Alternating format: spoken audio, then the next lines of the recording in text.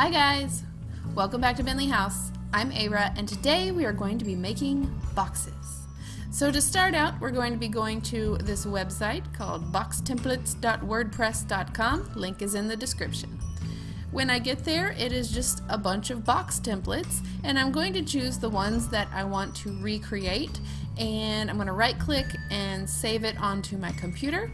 Then I want to open it in Windows Paint or some other kind of photo manipulating program, and then just crop out the box patterns that I want to use.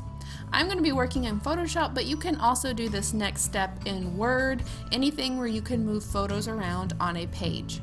I am going to take those items into my file. I cut that one off and then repasted it so it was a separate image, and I'm just going to take those images and resize them all over my paper so that I can create different size boxes.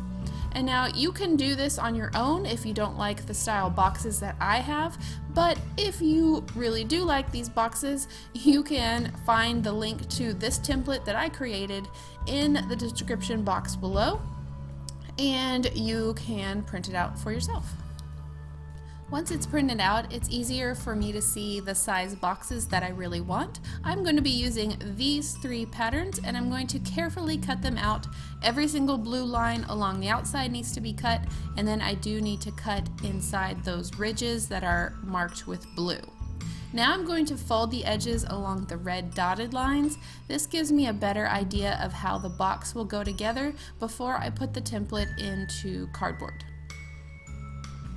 Once I'm happy with how it looks, I can go ahead and grab the cardboard. There it is. This is a drink carrier from Sonic, and so go get some drinks for your friends, be their favorite person of the week. If you don't have a Sonic, I'm not quite sure the other places that have it, but I like these because both sides are cardboard. Unlike cereal boxes where one side has something printed on it, these are cardboard both sides.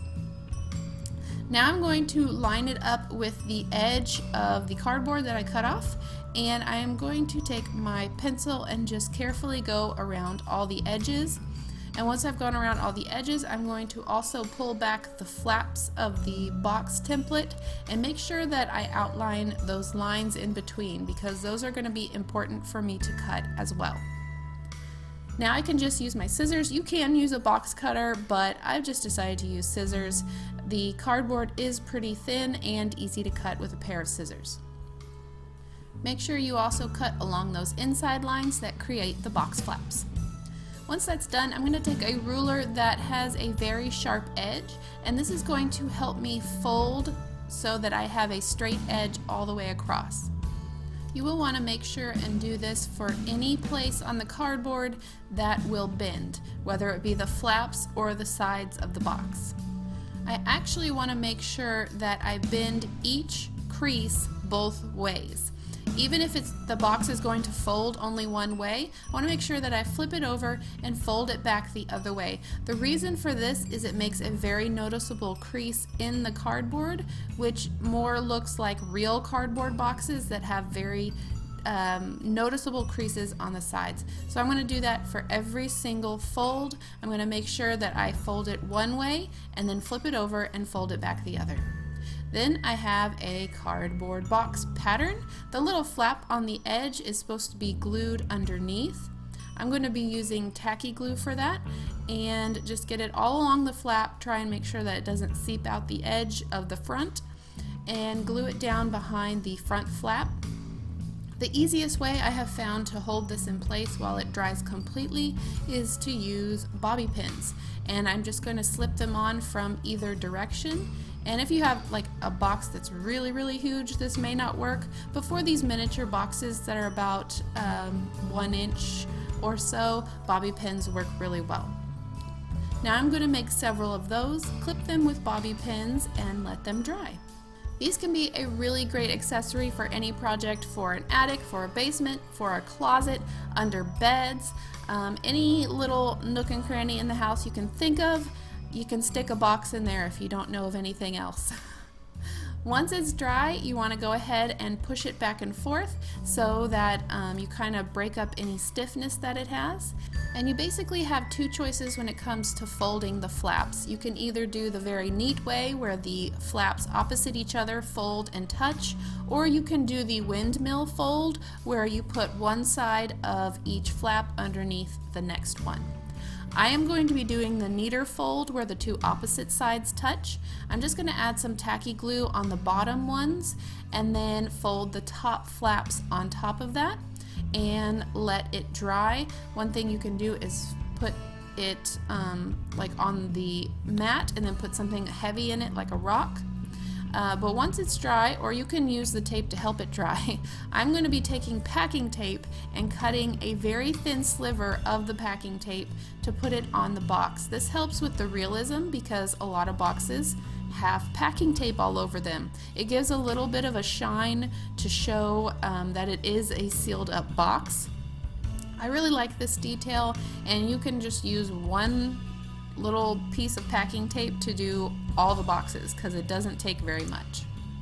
Once that's done, I am just going to be putting tape on the bottom of the boxes, and I'm not putting it on the top, and I don't know why I didn't do that, but you can do whatever you like, but I really think it gives it a nice touch.